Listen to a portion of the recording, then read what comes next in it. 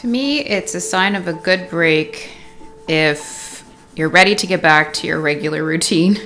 And that's how I'm feeling today. After a relaxing break, I am ready to get back to the regularity of routine and just sit back and enjoy my day-to-day schedule. One of the things I try to do regularly, obviously, is scribble. Mindful scribbling. It's totally cool to scribble just for the fun of it. I do that for sure. And also I do some more mindful scribbling, I guess, where I'm checking in and seeing where I want to place things, and I'm not worried about the outcome. I'm just paying attention to each moment and what I need in each moment.